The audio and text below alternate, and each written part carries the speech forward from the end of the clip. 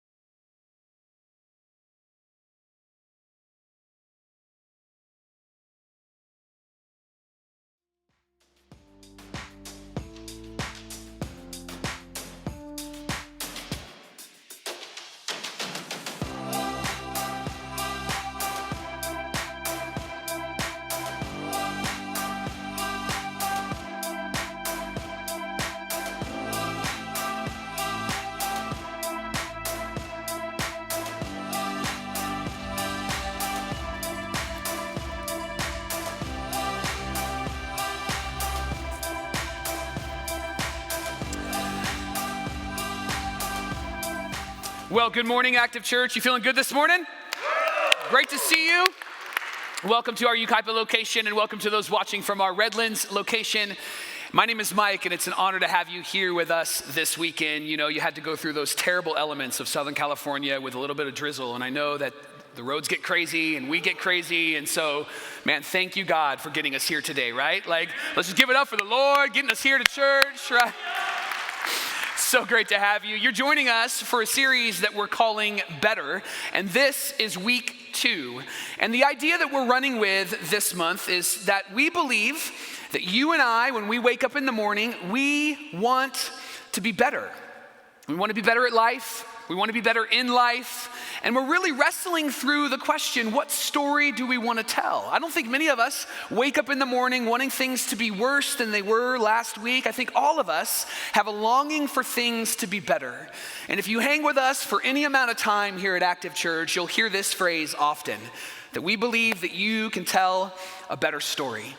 And it's no matter who you are, it's no matter where you've come from, it's no matter what you've done, you can tell a better story. And I think all of us want a better story. We want to step into that better story. I think where we get stuck is how to actually do that. How do we move forward? How do we take that first step into a better story? And that's what this series is really all about. We're defining what it looks like to tell a better story. We're getting very, very practical so that you and I, at the end of this conversation, can tell a better story. And we began last week with the most essential piece to the story that we're telling. The piece that without this, there is no such thing as a better story. Last week, we began to talk through this idea that you and I, that we are better when we choose to do life with God rather than without God. That we're better when we choose to do life with God rather than without God. And if you missed anything from last week, you can always check out our podcast, iTunes, Spotify. You can search Active Churches. But the thing that I want to highlight was what happened at the end of that conversation last week. We saw 29 people get baptized across both locations last week. And here's the thing that blew my mind. We just saw 28 people get baptized in December. So just a few weeks later, we saw 29 people get baptized, and it was an incredible, incredible day. Can I tell you 2 real quick stories? The first is such a great story that happened in Redlands. Amanda and her family, we are celebrating with you because Amanda is a mom, and she's got a lot of kids, and she's been momming so hard and doing so great and leading her family. And last week, 4 of her 5 kids were baptized, and she was baptized as well. Can we just give it up for the work that she has done, how God has used her? And then here in Yucaipa, my friend Keith and his 2 daughters were baptized, and he hadn't been baptized previous, and he had been raised in a somewhat of a religious home, and his youngest daughter came to him one day and said that she had been encouraged to get baptized. They'd been talking about it at Active Kids, and so she said, "Daddy, I want to get baptized." "Hey, when did you get baptized?" And he began to realize that he's never made that decision. And so he said, "Well, what if you and I and your sister get baptized together?" And so last week they got into the water together and celebrated life change. And it was such a great thing. And I love when people make those decisions, but the thing that really stirs my heart is I love when moms and dads lead the way. Because the greatest leader in your child's life is not the one who stands on this stage. It's not the one who leads us in worship. It's not the one who welcomes you when you walk onto this campus or on the Redlands campus. The greatest leader in the lives of our children is us. We are the ones that are leading the way. We are the ones that are setting the pace. We are the ones that are helping them meet Jesus and learn to follow Jesus. And so it was so great to see moms and dads, all generations, make the decision to get baptized. And if you're interested in getting baptized, our next baptism Sunday is Easter Sunday, so it's the best day to get baptized. And if you're curious about that, you can fill out the card today and check the baptism box. Turn it into Guest Central, and our team would love to talk to you more about that.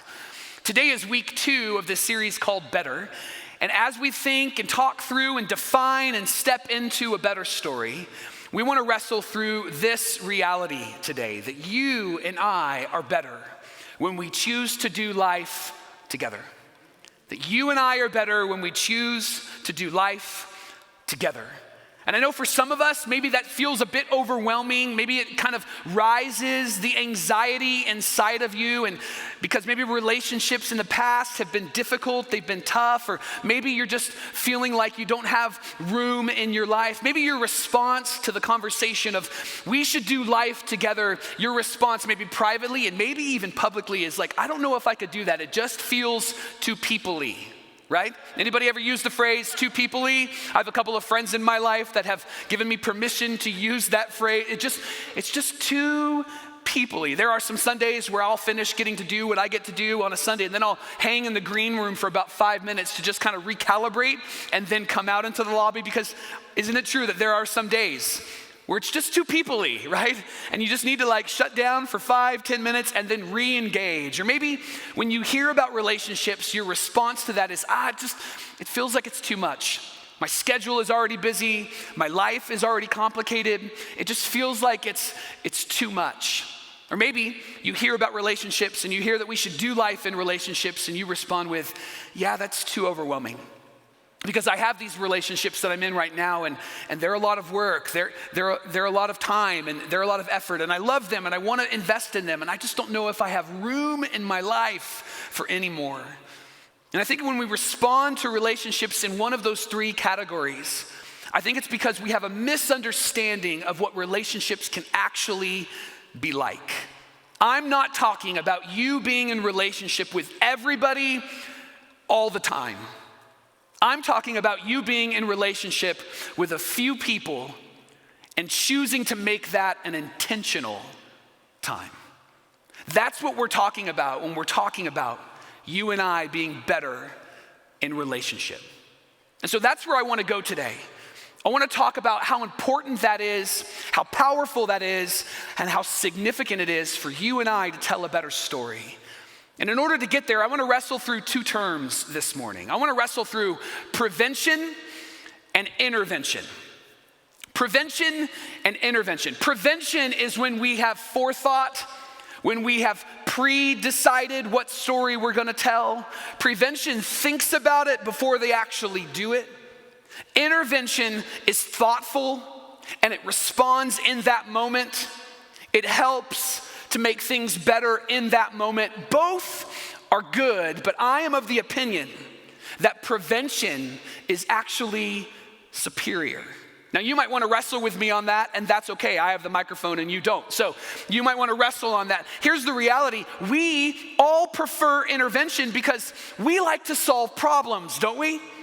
We love to step in and solve the issue. We love to step in and resolve the tension. We love to solve problems. And here's why we really love intervention. Because intervention is emotional and the results are measurable. You know why we love baptism Sundays around here? Because you can measure life change.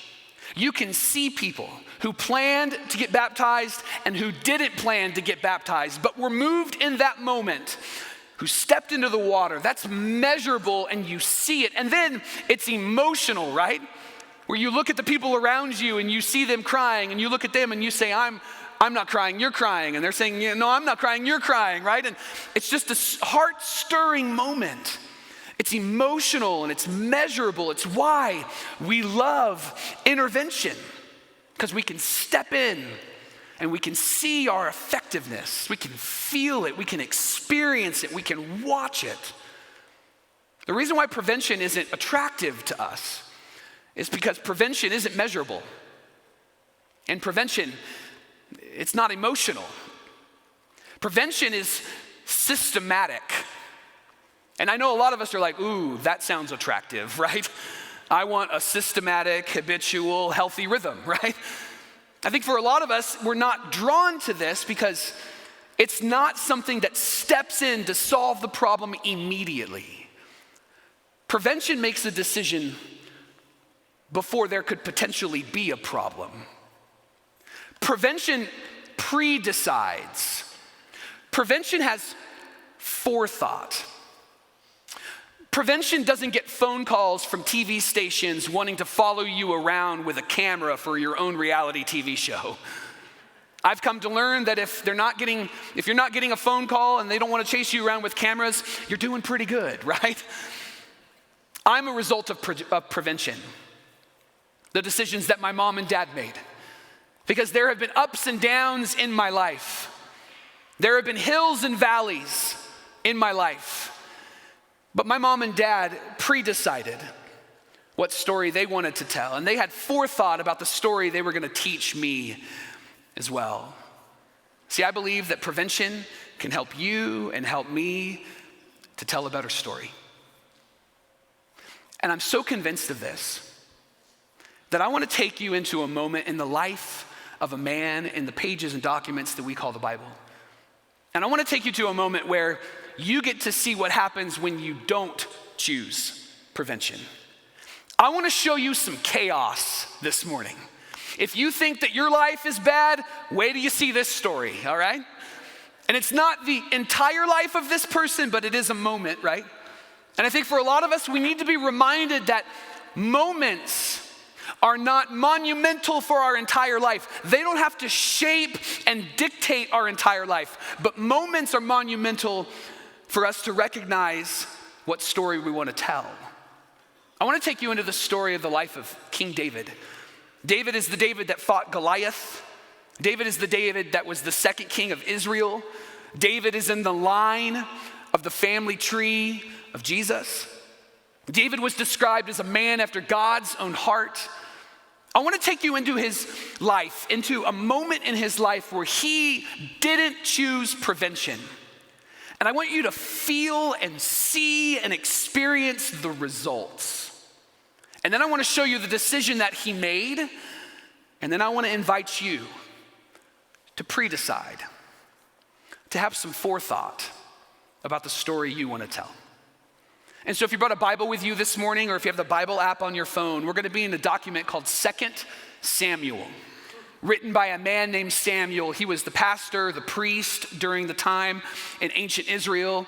During this time, he writes this letter and he's telling the stories of his life and the lives of those around him. And in 2 Samuel, we're going to start in chapter 11. We begin to see this moment in the life of David where he didn't choose prevention. So again, I want you to feel what happened, and then I want to show you his decision, and then I want to invite you to decide. what story you're going to tell. 2 Samuel chapter 11, starting in verse 2. And Samuel tells us this. One evening, David got up from his bed and walked around the roof of the palace. And from the roof, he saw a woman bathing. And David sent someone to find out about her. And the man said, "Isn't this Bathsheba, the daughter of Elam, and the wife of Uriah the Hittite?" Then David sent messengers to get her. She came to him, and he slept with her. Then she went back home. And the woman sent word to David saying, "I am pregnant." So Samuel introduces us to a moment in the life of David that perhaps you watched on Chicago PD, or you watched on Channel 7, or you watched on Fox. It's the episodes of television that we're drawn to, like, ooh, how is this going to be resolved? This is messy. This is chaotic. Kind of reminds me of my life. This is really good, right? And Samuel kind of condenses the story. The assumption in this letter is that this woman didn't just come one time, that David didn't bring her to his palace one time, but that this was an ongoing relationship. And here's the problem. 1, she's pregnant. 2, they are not in a relationship, nor are they married. 3, she's married to Uriah the Hittite, who is one of the main leaders of the army of King David. And by the way, David at this point is married. And his wife is not thrilled with him already. And now David and Bathsheba get together. And there is a baby on the way. Do you feel the weight of this moment? Maybe you have been through similar moments personally or in your relationships. David has a choice to make in this moment. He can choose to confess what he's done, or he can choose to conceal what he's done.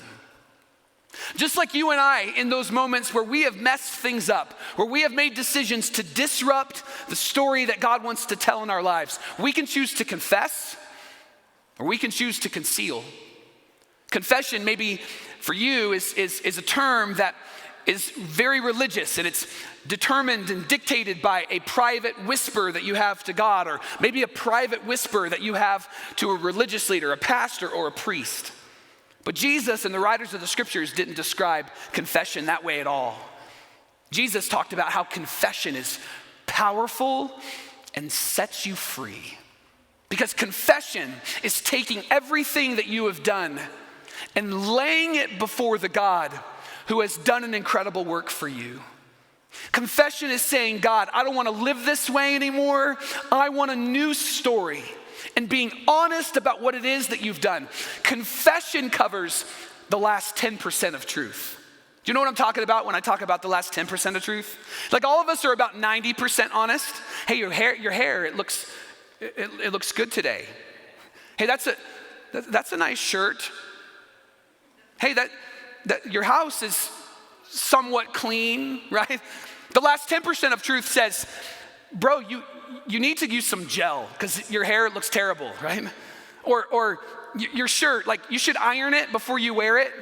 Or your house, like, seriously, you want me to help you vacuum? I can help you do that.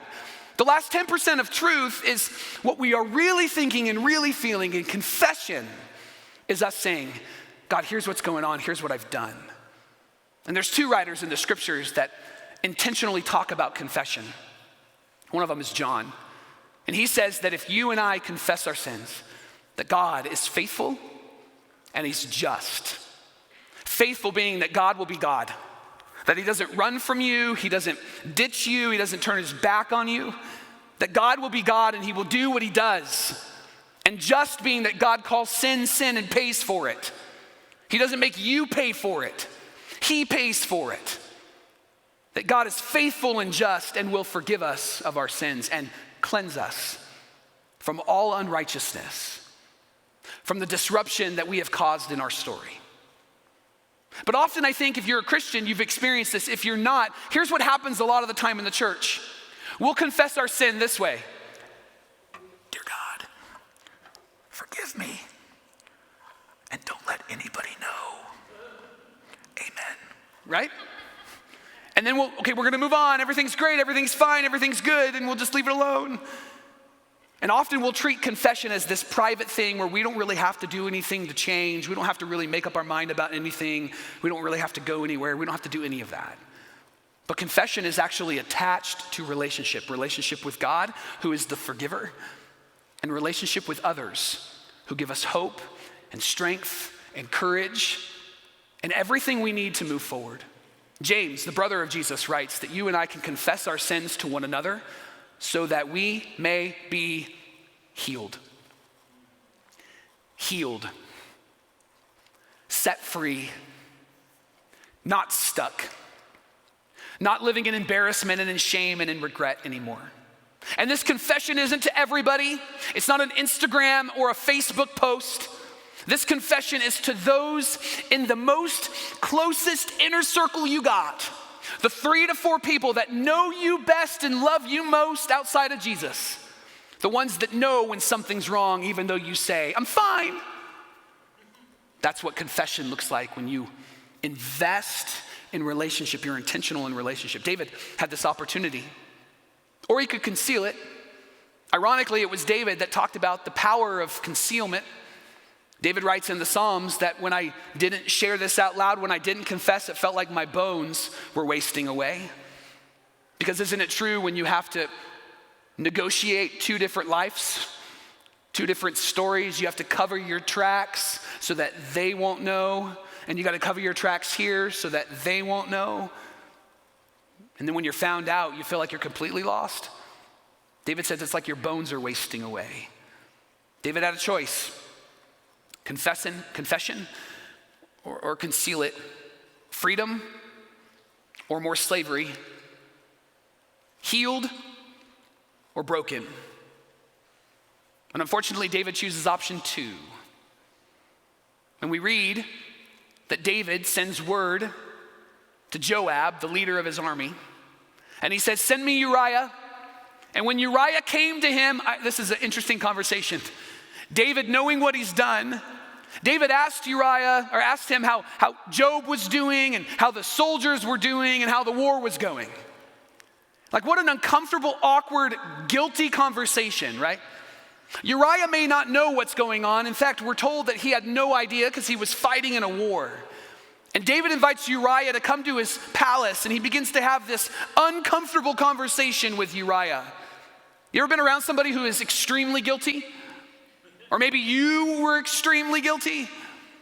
Years ago, my family was moving from California to Oregon. It was my 7th grade year. And so during that year, my mom homeschooled all of us boys. God bless her, all right? And I remember there was a day I woke up, I had to take a test. I didn't want to take the test. I wanted to play Nintendo, and I wanted to do that sooner rather than later. And so my mom said, you got to take this test. And so she went upstairs to go take a shower and get ready for the day. And I didn't want to take this test. I hadn't studied for this test, but I knew where the answer book was to this test. So I got the answers to the test. I wrote them down. I finished, and I was playing Mario within 15 minutes. It was great. My mom came downstairs, went to grade the test, and guess what? I took the answers from next week's test and put them on this week's test. But my mom is awesome because she didn't say anything to me at first. She saw me, I was out in the kitchen, I was all dressed, ready for the day, and she said, hey, how'd you do on your test? And immediately the guilt meter just started rising, the volume started rising. And I was like, oh, the test was so good. Mom, it was so good, Mom.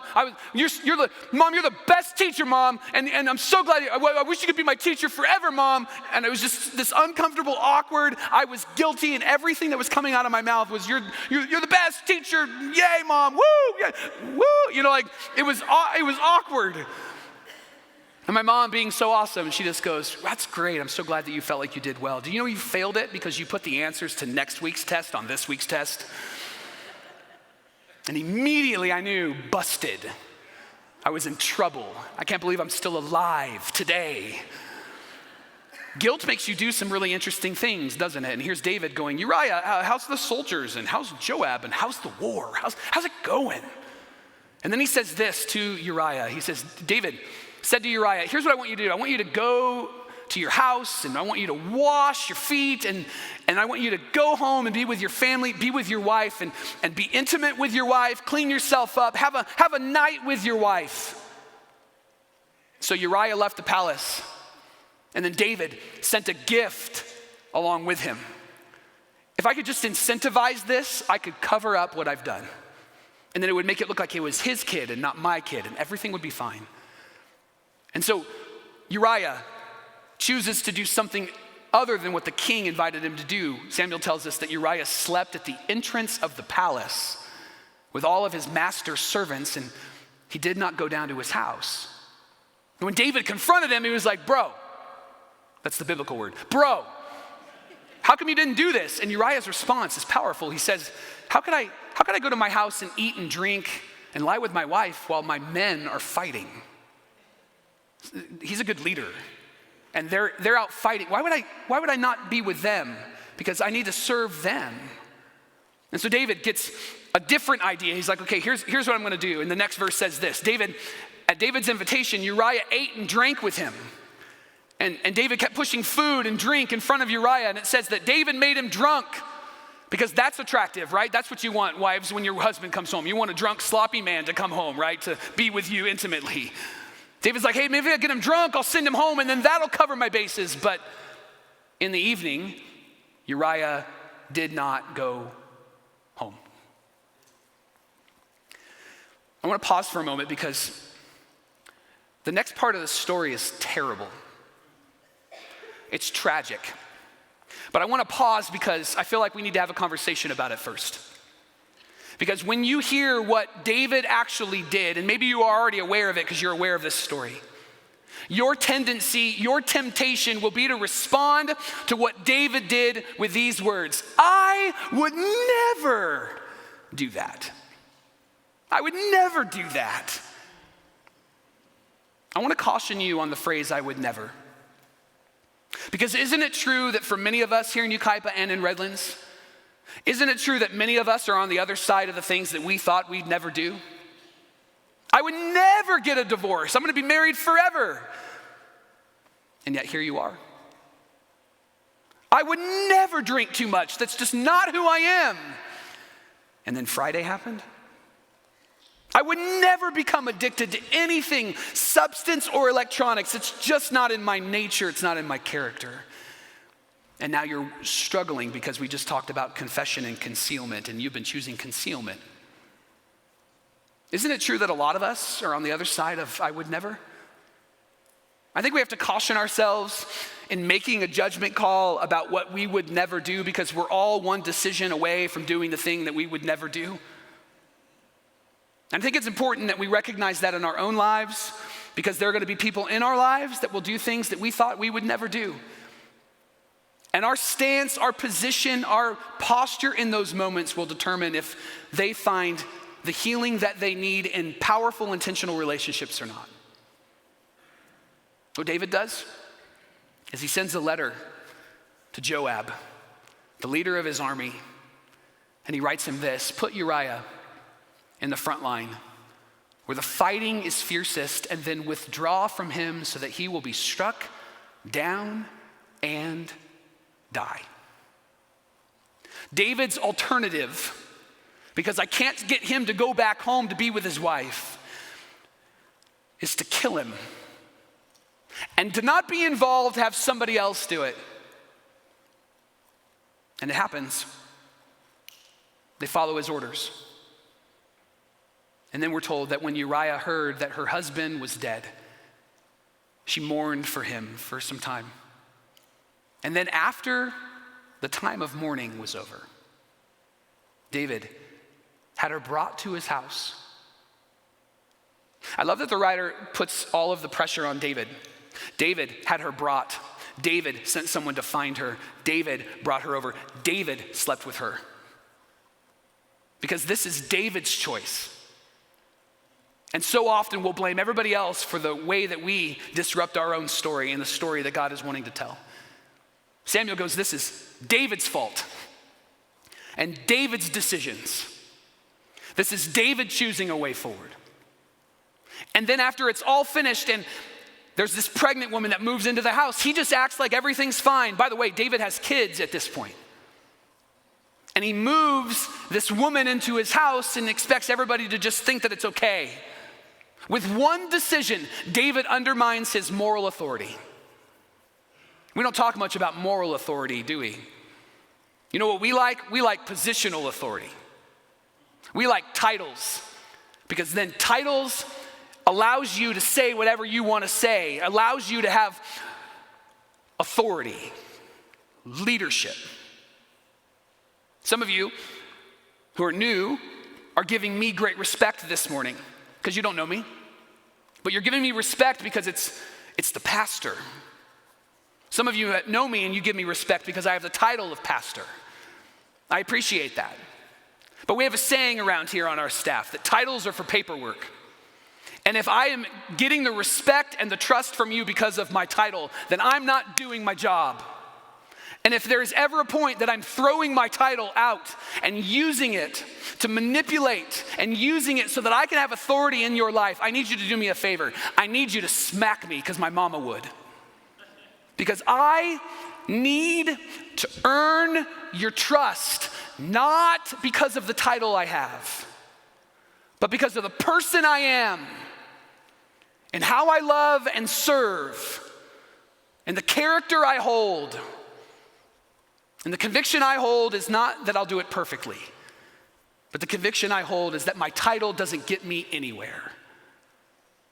I want my character to allow me to enter into the room and stay in the room. And I want that for you as well. And I think often we use our position for authority rather than our character and how we love and serve, how genuine and authentic we are. David, with one decision, undermines all of his moral authority, and David, with one decision, undermines all of his relational authority. Homie's got kids, and he brings in this woman and then wants them to behave like it's mom. Oh, she's pregnant, but dad's gonna take care of it. You guys should just pretend that this is mom. Oh, your mom, she's gone now. You know that kids know exactly who you are if you have kids. If you want to know exactly who I am, you can ask my kids. They won't throw me under the bus, but they'll be honest about me.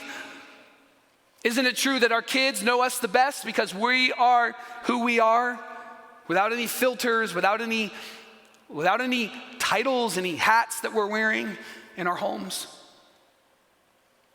He undermines all of his relational authority with his kids. And he undermines all of his moral authority with his kingdom. And by the way, this is why we prefer intervention. Because you hear this story and you go, oh man, I want to help. Could I take the kids out for a while? We can get milkshakes while you guys work it out. Maybe we could get them some counseling. Maybe we could step in. Let's invite them to church, have them come sit with us. It'll be awesome. Maybe we can help them to tell a better story. This is why we prefer intervention, because we want to step in. It's emotional and it's measurable. But I want to ask you a question, and then I want to answer that question. What does prevention look like? What would prevention look like for David? What would it look like for David to pre-decide what story he would want to tell? Samuel actually tells us, and it's in a verse that I skipped. The very first verse to the story. 2 Samuel verse 1. In the spring, at the time when kings go off to war, David sent Joab. And he remained in Jerusalem. At a time when kings do what kings do, David sent someone else to do it. When kings go, David decided to stay and not be around the people that would hold him accountable, encourage him, and inspire him. David decided to stay. And I gotta believe that for a lot of us, we do a lot of the same things in our life. We often choose to stay alone when we were never meant to be alone. When things get difficult, we often choose to remain isolated when we were never meant to be isolated.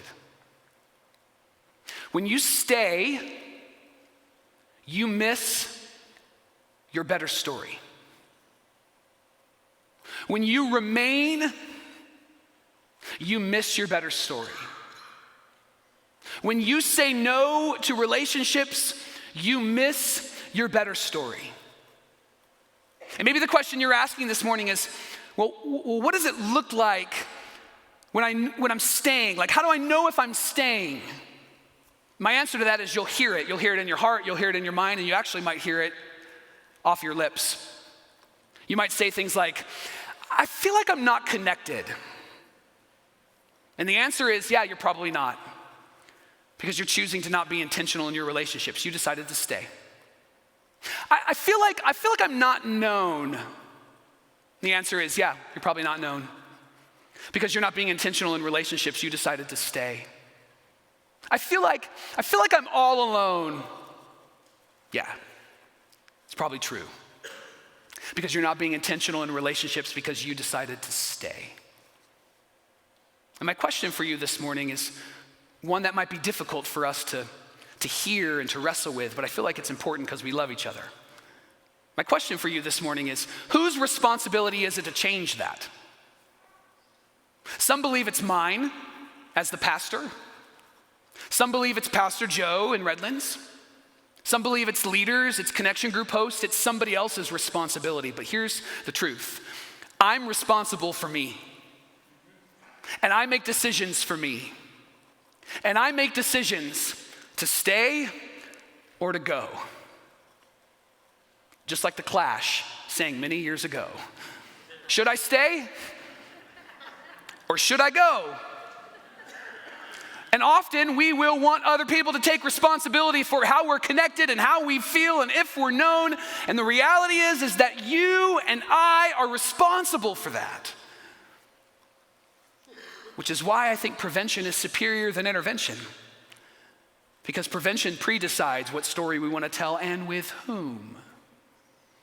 Malcolm Gladwell wrote this about the gathering of the church on a Sunday, and I love it. He said, if you remove the Sunday ritual where you are reminded of how much you have in common, and all you're left with is Monday through Friday when you don't have much in common, it's a problem, right?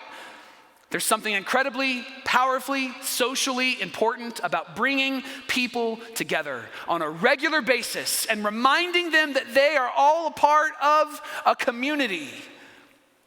And not just that we are a part of a community, but when we come together, here's the thing that we really begin to understand, the thing that really begins to get itself into our hearts and into our minds and into our lives. It's this, that you and I are better when we do life together. That's why I love prevention. Because prevention is pre-deciding. Prevention has forethought. Prevention doesn't make the news. Prevention lives in the good news. Not that you can't live in the good news if you need intervention, but prevention is taking responsibility for the story you want to tell and who you want to tell it with. A friend of mine said this to me just this week. I don't know if they knew how profound it was, but they said to me, Mike, to become someone you've never been, you must let go of who you have been until now. And I say that to you because I know that when we think about relationships, we begin to think about how we've been mistreated in previous relationships. We think about how our trust was broken, how we were manipulated, how people with titles had authority in our lives and they broke our hearts. And all of that's true. And all of that's a part of our story.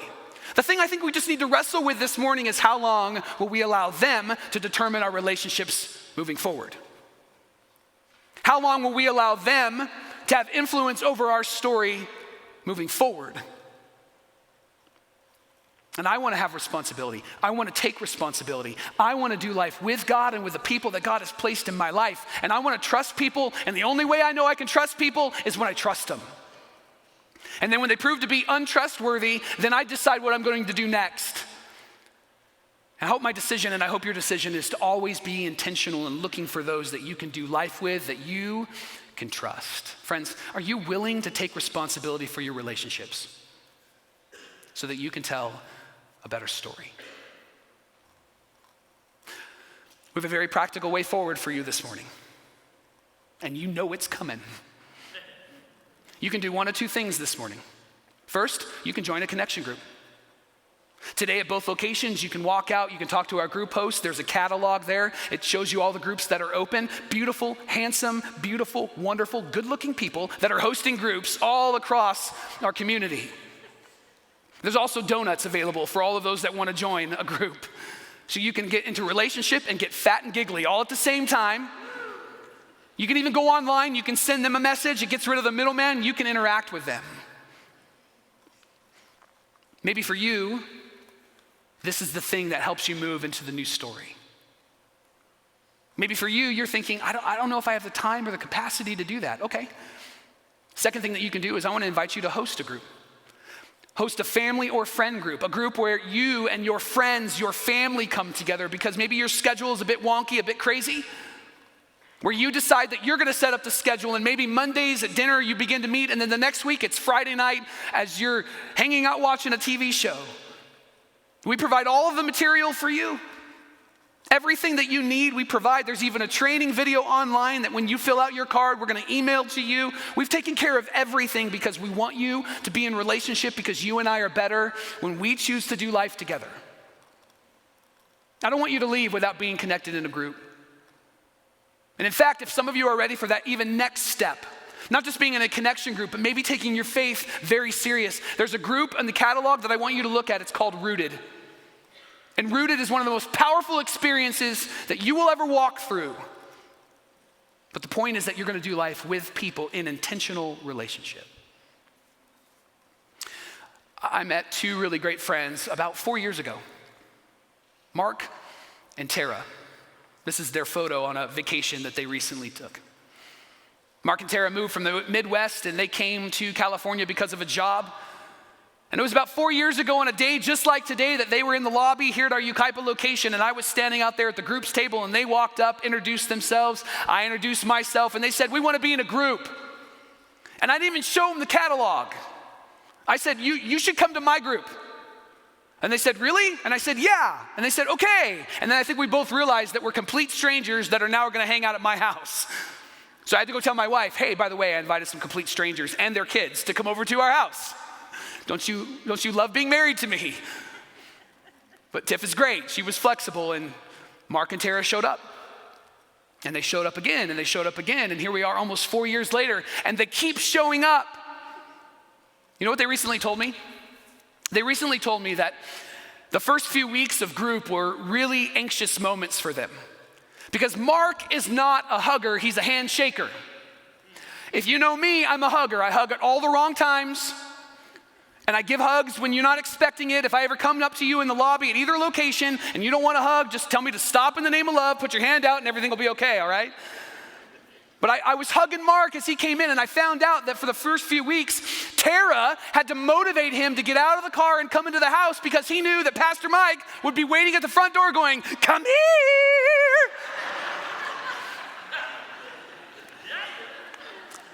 And they recently told me that and I was like, wait, so for like weeks you were feeling this way? How come you didn't say anything? And they said, who wants to tell their pastor to stop hugging them? And I said, you guys need to. That's weird and creepy. Come on. Do you know why I know this? Because we're friends. And because they decided to join a connection group and be intentional in relationship. A couple weeks ago, I celebrated my birthday. I'm over 21 now. Yeah. Thank you. So I had sweet tea. That was awesome. Instead of just regular tea, all right? Mark and Tara got me a gift, and they know that there's an inner nerd inside of Mike. And that inner nerd loves wrestling, professional wrestling. And every Monday night, my son and I will watch Monday Night Raw. It's man time, it's awesome, and I love that time with him. And so for my birthday, they got me a gift to help celebrate the inner nerd inside of me. You want to see the gift?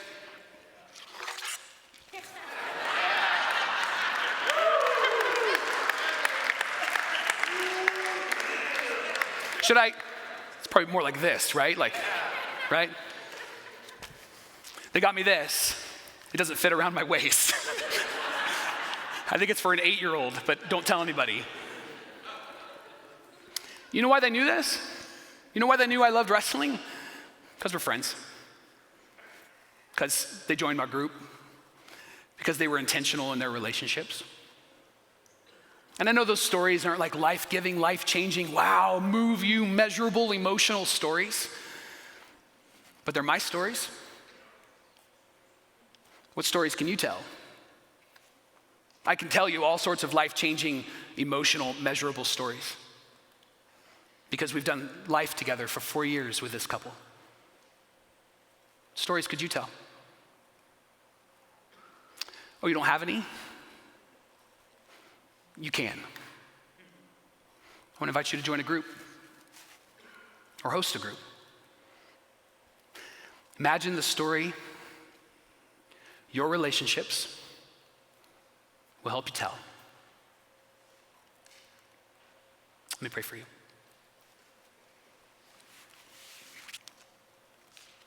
God, I know that all of us have all sorts of stories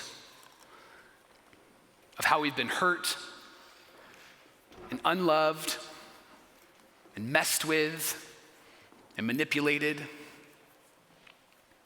those are real stories. And so I pray that we could feel the weight of that. And then today, hand it over to you so that we could step into real, authentic, powerful relationships and no longer let what has happened to us in the past determine what happens to us in the present. God, I know that this decision to be an intentional relationship is a tough one, but every good decision we make always seems to fall in the category of tough. So I pray that we would not be afraid to reconnect or to connect for the first time. That each person that steps on their foot on campus today, would leave today with a decision to join a group or to start a group. So that we can begin to tell a better story. Because life is better when we live it together. In Jesus' name, amen and amen and amen. Thank you again for joining us for this week's message. We believe your generosity is changing the world. If you'd like to partner with us, click the link in the description below. And we'll see you again next week.